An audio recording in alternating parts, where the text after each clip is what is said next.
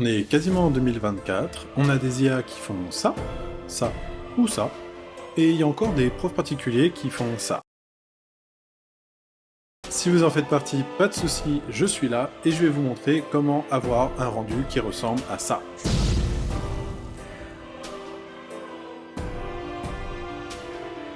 Salut tout le monde, bienvenue dans cette vidéo. Vous l'avez compris, je vais vous montrer de A à Z comment donner des cours en ligne. Alors j'ai séparé cette vidéo en deux parties. Une partie technique où on va voir tout ce qui est matériel, organisation, comment avoir une belle interface comme je vous ai montré, et une partie orga où ça va être comment essayer de gérer l'organisation de ces rendez-vous, etc. Et du coup c'est parti pour la partie technique. Alors pour la plupart des matières, on a besoin d'écrire sur quelque chose. Moi je suis prof de maths, donc j'ai énormément besoin d'écrire. J'ai énormément besoin d'avoir un support pour regarder ce que les élèves ont fait, etc. Donc j'ai acheté un iPad, j'ai une tablette, voilà, c'est une tablette tactile classique. Bon, les iPads sont, je trouve, de très bonne qualité, donc je le recommande, c'est pas obligatoire. On peut s'en sortir avec des tablettes Wacom, qui sont des tablettes avec un stylet. L'inconvénient de celle-là, c'est que si on prend les tablettes premier prix, qui sont de mémoire dans les 70-80 € quand même, si on prend ces tablettes-là, on voit pas ce qu'on écrit. En fait, c'est comme un tapis de souris. Donc en fait, on a le stylet qui est comme ça, et il faut se dire que mon curseur il est là, donc je fais ça. C'est un peu perturbant. Voilà, faut prendre le coup de main, mais ce que j'adore avec l'iPad, déjà, c'est que c'est ultra fluide. On a vraiment la même rapidité que si on écrivait sur du papier. Et en plus, bah, c'est sous nos yeux, quoi. On a vraiment l'impression d'avoir la copie de l'élève qui est devant nous, sous notre main, et qu'on est en train de corriger. Donc je recommande, surtout qu'ils ont baissé les prix. C'est un investissement professionnel. Si vous donnez des cours particuliers à plein temps, bah, un iPad, c'est vraiment votre outil de travail. Donc moi je recommande parce qu'au quotidien, ça va vraiment vous... Enfin, c'est un confort d'avoir ça. On a besoin aussi d'une caméra pour afficher sa tête. Alors voilà, moi c'est avec ma webcam que je filme. C'est une webcam Logitech, je crois. Ouais, c'est ça, c'est Logitech. Logitech 4K machin, je crois que je l'ai payé 160 € de mémoire. Mais là, bon, c'est pas nécessaire. Pour le coup, la tête, étant donné qu'on fait pas, on va pas afficher des trucs, du texte sur la caméra, pas besoin d'avoir une super qualité. Donc, en vrai, je recommande une caméra 1080p. Il y en a des pas très chers. Si jamais vous n'avez même pas de webcam, vous avez forcément un smartphone. Le mien, c'est un iPhone X, je sais plus trop quoi. Je peux m'en servir comme caméra, alors parce que je suis sous l'environnement Apple, et maintenant sur Mac on peut utiliser son iPhone comme caméra, machin. Donc voilà, c'est pas forcément utile d'en avoir une de grande qualité, mais c'est important d'en avoir une quand même. Ensuite, il vous faut des supports d'exo. Moi, j'ai des PDF de cours, j'utilise les manuels de Césamat, parce que je trouve qu'ils sont très bien faits, et il y a beaucoup d'exos qui sont très pertinents et que j'utilise énormément. Mais vous pouvez voilà, faire les vôtres, en trouver d'autres sur Internet. Et pour les autres matières, c'est pareil, hein, si vous avez des textes ou des documents à afficher, vous pouvez les avoir sous format PDF, sous format image. On va voir après comment lier tout ça justement avec OBS. Donc là, je suis en train de filmer ma tête avec OBS, et c'est OBS qui me permet de faire des affichages comme ça, qui va changer un peu la visibilité de ce que mes élèves vont voir avec ce qu'on va appeler des scènes, qui sont tout simplement des différentes organisations de fenêtres que j'ai décidé. Je vous montre ça juste après. Il y a un dernier truc qui est nécessaire, c'est un outil de visio. Alors l'outil de visio, maintenant on en connaît plein, il y a Google Meet, il y a Zoom, il y a Teams, il en existe énormément. Moi j'utilise Discord. Il y a plusieurs avantages à ça. Déjà, la qualité de Discord, je trouve que c'est la meilleure. Je les ai tous testés, et la qualité de Discord, je trouve que c'est la meilleure. Il y a le principe de serveur sur Discord, donc en fait, quand on a des élèves réguliers, plutôt que de les appeler, parce que bah, s'il a 5 minutes de retard, plutôt que d'envoyer un message, c'est bon, tu peux m'appeler, etc., on se met sur Discord, dans le salon de cours, bah, on attend, c'est comme si on était dans la salle de classe. Dès qu'il est prêt, bah, il vient sur le serveur, il se connecte, et il nous rejoint. Je trouve que c'est beaucoup plus pratique.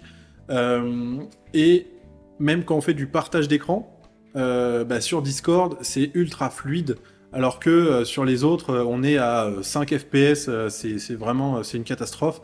Donc je recommande pas les autres, et Discord c'est gratuit, hein, là où les autres, Je crois que Google Meet ou Zoom dit à 1 heure ou 45 minutes de limite de temps. Donc il faut payer pour avoir plus, alors que Discord c'est complètement gratuit. Donc encore une fois, je recommande. Donc voilà pour tout ce qui est la partie technique. Maintenant, je vais vous montrer sur OBS comment faire de A à Z. Alors du coup, on se retrouve sur OBS.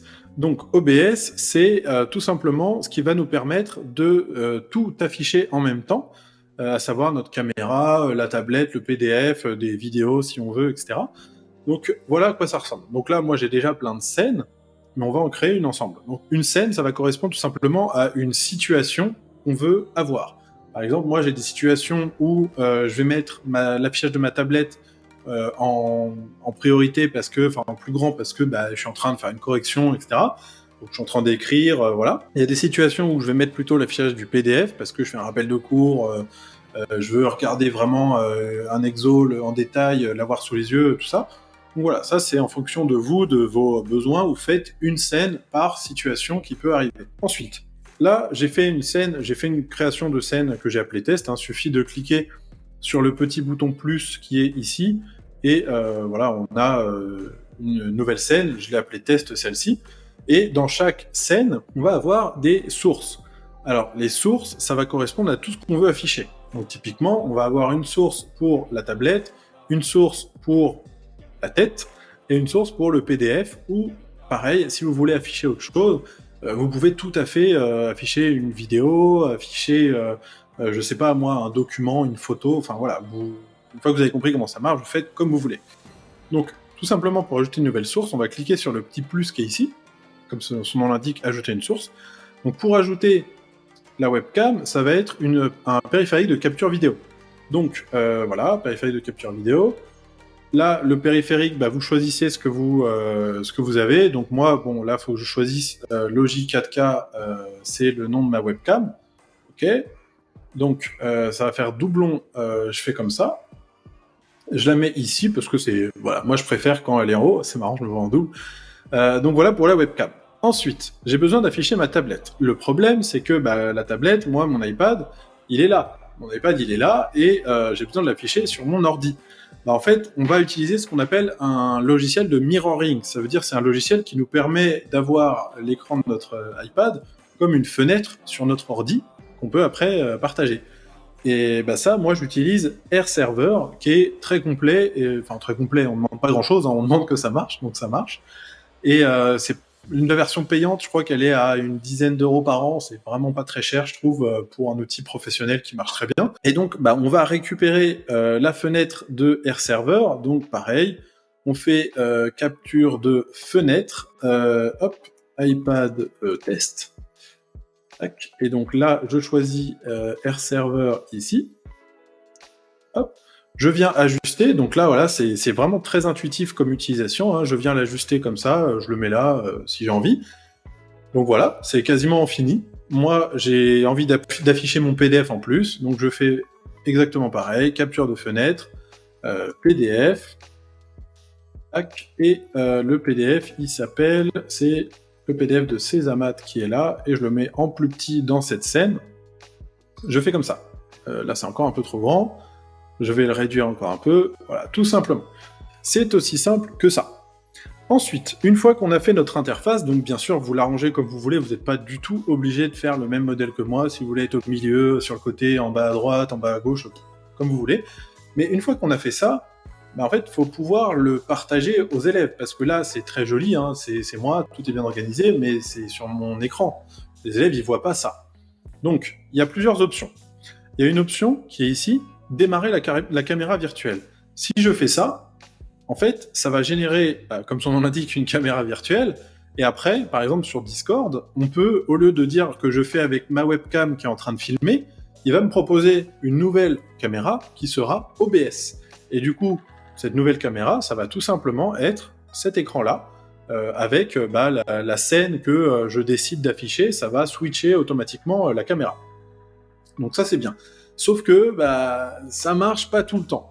Des fois, ça marche pas, en tout cas sur Mac, parce que je crois qu'il y a en fonction de s'il y a une mise à jour de Mac, mais qu'il n'y a pas la mise à jour OBS qui suit, ça marche plus, ce mode caméra virtuelle. Donc, il faut trouver une alternative. L'alternative, qui marche très bien, c'est de faire clic droit, projecteur fenêtré. Le projecteur fenêtré, ça va tout simplement vous ouvrir une fenêtre avec votre rendu OBS. Donc là, j'ai le projecteur fenêtré, et quand je fais, voilà, je change les fenêtres, le projecteur fenêtré qui va être du coup ici, il va s'adapter et il va à chaque fois afficher la scène que j'ai choisie. Donc ça, c'est vraiment pratique. Si la version caméra virtuelle ne fonctionne pas, c'est vraiment pratique d'avoir ce projecteur fenêtré pour pouvoir justement le faire en partage d'écran. Et c'est là, dans ce genre de situation, où je vous disais que Discord est vraiment bien, parce que la partie partage d'écran est super fluide. Donc moi, c'est ce que j'utilise en ce moment, parce que justement en ce moment, il y a une mise à jour de Mac, et la caméra virtuelle d'OBS ne fonctionne pas. Donc c'est ce que j'utilise en ce moment, partie projecteur fenêtré, ça marche super bien, c'est vraiment très pratique. Voilà pour la partie technique OBS. Donc maintenant qu'on vient de voir la partie technique qui nous permet d'avoir une interface qui est jolie, qui est digne de notre époque, on va voir comment s'organiser, encore une fois, digne de notre époque. Parce que malheureusement, il existe encore beaucoup de profs particuliers qui s'organisent comme dans les années 60, 40, même les années voilà, où il y avait juste du papier et du crayon. Alors, ils s'y retrouvent, grand bien leur face, mais en fait, on a actuellement des outils qui nous facilitent grandement la vie, et je trouve ça vraiment dommage de ne pas les utiliser, parce que ça nous fait gagner un temps phénoménal. Donc, on a besoin de plusieurs choses. On a besoin déjà de gérer ces rendez-vous, on a besoin de gérer les paiements, parce que il y a des paiements, on a besoin d'avoir un suivi d'élèves, parce que si vous ne faites pas de suivi d'élèves, soit vous avez une excellente mémoire, et du coup le suivi d'élèves se fait dans votre mémoire, soit vous êtes pas ouf, je vais pas vous mentir, hein, si vous arrivez en cours et vous dites mais en fait t'es qui toi, on avait fait quoi la dernière fois, alors qu'en fait vous suivez cet élève depuis le début de l'année toutes les semaines, croyez-moi, l'élève il le prend pas très bien. Et il y a aussi une dernière partie dans l'organisation qui est tout simplement de trouver des élèves. C'est bien beau de savoir faire tout ça, mais si on n'a pas d'élèves, en fait on met jamais ça en pratique. Donc on va voir ça ensemble. Donc pour la gestion des rendez-vous, il existe plusieurs trucs. Il y a Calendly qui fait ça très bien, où on envoie un lien Calendly à quelqu'un et la personne peut choisir les créneaux qu'on a proposés. C'est pas si mal, en vrai ça marche bien, c'est juste un peu pénible à chaque fois, faut renvoyer un lien, ou alors faut synchroniser, le mettre sur un site, tout ça. Sinon il y a Wix qui fait ça, où on peut intégrer le plugin de réservation sur Wix. Moi c'est ce que j'avais sur mon ancien site. Faut quand même s'y connaître. Ça veut dire que en fait, faut savoir faire un site web, tout simplement. Sinon, il y a mon site, Paraclass, sur lequel vous pouvez tout simplement aller créer une annonce, synchroniser votre agenda Google, et tout simplement, les élèves viendront sur votre profil, feront réserver une séance, et ils auront tous vos créneaux dispo. Parce qu'en fait, la façon dont ça marche sur Paraclass, vous définissez vos horaires, vous dites, moi je travaille tous les jours de 10h à 21h, par exemple, et à chaque fois que vous avez un empêchement, vous mettez un événement sur votre agenda Google. Cet événement, c'est votre vie privée, personne n'y aura accès, on aura juste l'info que vous n'êtes pas dispo sur ce créneau.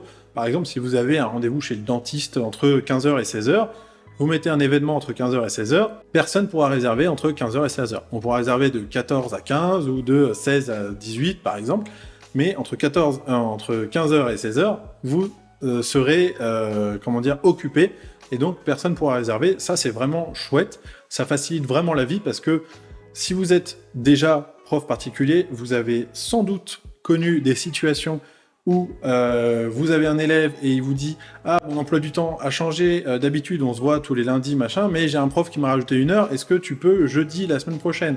Vous dites « Bah non, jeudi moi je suis déjà complet, est-ce que toi tu peux mardi ?»« Ah bah non, mardi, enfin oui je peux mardi mais à 14h. » Et vous dites « Ah bah non, plutôt 16h. » Enfin, un enfer, un ping-pong de créneaux dispo, c'est vraiment un enfer. Et ça, à l'échelle de plein d'élèves, c'est quasiment c'est insupportable. Enfin, ça prend un temps monstre à chaque fois de reprogrammer des cours. Alors que là, l'élève, il va sur votre profil, il voit « Ah bah tiens, il est dispo le mardi à 10h, hop, je réserve, mardi à 10h, la séance elle est pour moi, c'est plié. » Donc ça, voilà, je vous conseille ça pour la gestion des rendez-vous, c'est assez pratique. En plus, Paraclass est totalement gratuit. Donc allez-y, mettez votre annonce et rejoignez l'équipe. Donc il y a la gestion des paiements ensuite. Donc pour la gestion des paiements, il y a la méthode dinosaure qui est, vous faites sur format papier, ou allez, vous êtes vraiment moderne, vous avez un tableau Excel, vous faites le bilan de ok, tel élève, on a fait 3 séances, etc., machin. à chaque fin de mois, vous envoyez la facture aux parents en disant, bah voilà, il faut me faire payer, faire un virement, machin. Ça prend beaucoup de temps, et surtout, bah, pour l'avoir fait au début de ma carrière, c'est pénible, parce qu'il y a des parents qui oublient de payer, tout simplement, et il faut les relancer au bout d'une semaine, on les relance au bout de quelques jours, peu importe, on les relance, ils disent « Ah oui, ben là je suis pas dispo, je m'en occupe, machin », et ils le font toujours pas, parce qu'ils oublient, hein, ça arrive, faut les relancer, donc faut tenir les comptes de lui, il m'a fait le virement, mais pas lui, etc. C'est vraiment pas la partie que je préfère. Et aussi, il y en a qui essayent de tricher tout simplement en disant « Ah oui, mais là, ce cours-là, ma fille est pas venue », sauf que vous aviez au préalable dit que si l'annulation, elle se fait pas 24 heures à l'avance, par exemple, la séance est comptée. Il y a des parents qui annulent au dernier moment, ou même sans prévenir, et ils veulent pas compter la séance, donc voilà, ça c'est un bordel. Moi, c'est pas du tout la solution que je recommande. Moi, je recommande de passer au minimum avec Stripe. Donc Stripe, on fait des liens de paiement, donc il faut se créer un compte Stripe, voilà, c'est faire les versions officielles avec tous le numéro de SIRET, etc. Et ensuite, pour chaque paiement, on envoie un lien de paiement en disant c'est tant, etc. La personne paye, machin. C'est faisable. C'est faisable. C'est un peu galère parce qu'il faut le faire à chaque fois, ou alors faut mettre en place avec des automatisations, etc. Mais c'est faisable. Sinon, il y a une solution Wix, pareil, comme je disais tout à l'heure, Wix, ils font les prises de rendez-vous, mais ils font aussi la prise de paiement. Mais toujours pareil, il faut configurer un compte Stripe personnel, etc. Et faut, encore une fois, savoir faire un site internet, ce qui n'est pas forcément donné à tout le monde. Et sinon, il y a la solution toujours Paraclass, où sur votre profil, vous avez juste en 3 clics à faire un compte Stripe Express, qui est juste vous enregistrez et vous dites que bah, vous êtes un prof sur Paraclass, donc vous avez vraiment pas grand chose à faire à part rentrer votre RIB pour recevoir les paiements. Et pour chaque séance qui sera réservée avec vous, une fois que vous aurez fini la séance, le paiement sera viré sur votre compte. Même si l'élève est absent, s'il n'a pas annulé avec vos délais à l'avance, bah, tout simplement, la séance est comptée et vous aurez quand même le virement. Je m'occupe de tout, c'est moi qui gère la partie de réceptionner le paiement des parents, etc. et ensuite le transférer sur votre compte. Tout se fait automatiquement. Donc c'est vraiment une simplicité d'utilisation pour vous. Et surtout, ça marche vraiment très bien. Et si jamais il y a des annulations, tout ça, tout est déjà prévu. Il y a vraiment y a aucune charge mentale à avoir pour les paiements. Ensuite, on disait il y a le suivi des élèves. Alors pour le suivi des élèves, moi j'ai très longtemps utilisé Notion. Parce que c'est vraiment très bien pour avoir une base de données dans laquelle on peut mettre des images, des petits commentaires avec des dates. Voilà, c'est vraiment très pratique. Moi j'utilisais ça pendant pas mal de temps. Il n'y a pas vraiment de contraintes avec ça, si ce n'est qu'il faut savoir le faire. Il faut savoir se faire un Notion, parce que Notion, une fois qu'on l'a pris en main, c'est vraiment très complet. Quand on arrive dedans, voilà, on est devant un truc avec plein de fonctionnalités et tout ça, il faut savoir le faire. Mais bon, bah, si on a nos propres élèves, on peut s'organiser comme ça pour faire le suivi, de dire que tel jour j'ai fait tel truc avec tel élève, on peut mettre un PDF dans la fiche de la séance. Il faut avoir une petite organisation. Sinon, il y a Paraclass qui fait ça pour vous. Tout simplement, à chaque fois que vous avez une séance, automatiquement, bah, ça va créer une séance sur Paraclass. Et si vous avez un élève qui réserve avec vous, vous pouvez voir les séances que vous avez faites précédemment avec cet élève, par exemple, ou une situation que moi j'ai beaucoup expérimenté dans ma carrière et qui m'a beaucoup posé problème, donc j'ai mis ce truc-là en place sur Paraclass pour que ça n'arrive plus, c'est par exemple s'il y a un élève qui change de prof. Moi c'est déjà arrivé que j'ai des élèves qui me contactent en me disant bah, depuis le début de l'année je suis avec tel prof, mais il a arrêté, ou alors ça marche pas, je veux changer de prof. Bah, moi je me dis c'est cool, merci, c'est très flatteur de dire que tu préfères faire avec moi qu'avec lui, mais je sais pas ce que t'as fait avec ce prof. J'ai aucune idée de savoir ce que t'as travaillé, pourquoi ça n'a pas marché, parce que ça se trouve, je vais faire la même chose, mais si ça marche pas avec toi, peut-être il faudra que j'essaye une autre méthode, etc. Alors que là, sur Paraclass, si on a un élève qui réserve avec nous, on a accès à l'historique des séances que cet élève a eu, uniquement s'il réserve avec nous, bien sûr, et du coup, on peut voir que, ah bah il a fait 3 séances avec tel prof, ok, ça lui convenait pas, ah ok, il faisait ces trucs-là, il a travaillé ça, d'accord, ah le prof a dit qu'il avait des lacunes, machin. C'est vraiment, c'est très complet, et ça permet d'avoir vraiment un suivi des élèves assez rigoureux, une sorte de cahier de texte d'élèves, et en tant que prof, après chaque séance, il faut remplir justement un petit bilan de la séance, de dire que on a travaillé sur les nombres complexes, il faut revoir les définitions, ou alors il s'en sort plutôt bien, faire des exos compliqués la prochaine fois, voilà, ce genre de petits commentaires, enfin voilà, vous mettez ce que vous voulez, peu importe. Et si vous voulez, vous pouvez aussi mettre un petit PDF. Moi perso, comme je vous dis, vu que je suis sur iPad, chacune de mes séances, mes notes sont informatisées, digitalisées en PDF, et du coup, en fait, je mets ce PDF sur les documents de la séance, comme ça, pour la prochaine fois, ou s'il y a un autre prof qui veut consulter, il a le PDF de tout ce qui a été fait. Donc c'est vraiment très pratique. Le dernier point, pour trouver des élèves. Ça, c'est un peu le nerf de la guerre au début, parce que c'est vrai que quand on commence, on n'a pas d'élèves, un peu comme tous les freelances. On n'a pas d'avis, on est un peu personne, on se dit, j'aimerais bien en avoir, sauf que les élèves, ils disent, ouais, mais lui, il débute, ça se trouve, il est nul, machin, donc c'est un peu le nerf de la guerre. Il y a plein de sites qui existent pour mettre des annonces, tout simplement. Il y a Superprof qui existe, il y a Le Bon Coin qui existe, il y a Paraclass qui existe aussi. Vous pouvez mettre, si vous mettez votre annonce et que vous avez un profil complété, donc vous avez fait toutes vos intégrations, Stripe et Google Agenda, vous êtes référencé sur le site et les élèves peuvent vous trouver. Au fur et à mesure, vous allez remplir un peu votre planning.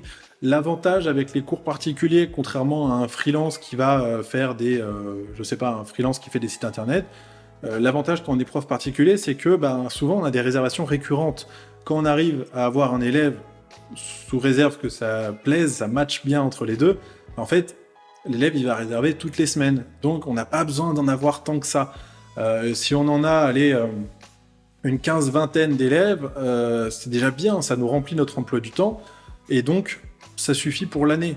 Et peut-être même les élèves continuent l'année d'après. Donc en fait, c'est vraiment au début, il faut se lancer, c'est comme ça que ça fait un petit peu un effet boule de neige. Plus on a d'élèves, plus on remplit notre emploi du temps, ou même après on peut les switcher à des collègues, enfin voilà, tout simplement. Petite précision, j'ai oublié de parler de ce que j'utilise. Moi j'ai dit que j'écrivais sur mon iPad, mais je n'utilise pas n'importe quoi, j'utilise Notability.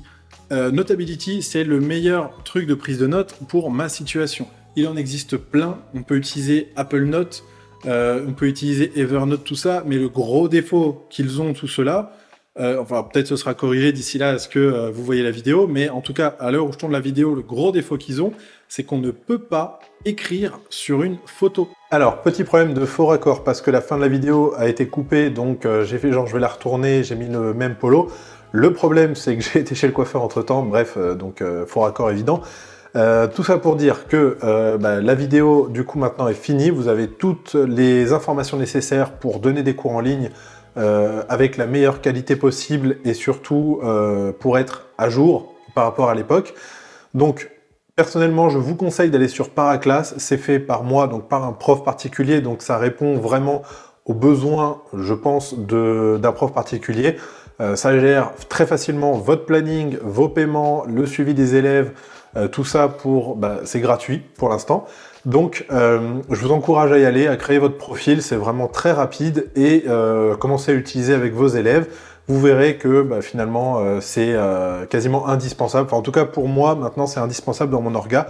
Donc voilà, foncez, inscrivez-vous. Et sur ce, je vous souhaite le meilleur et je vous dis à la prochaine.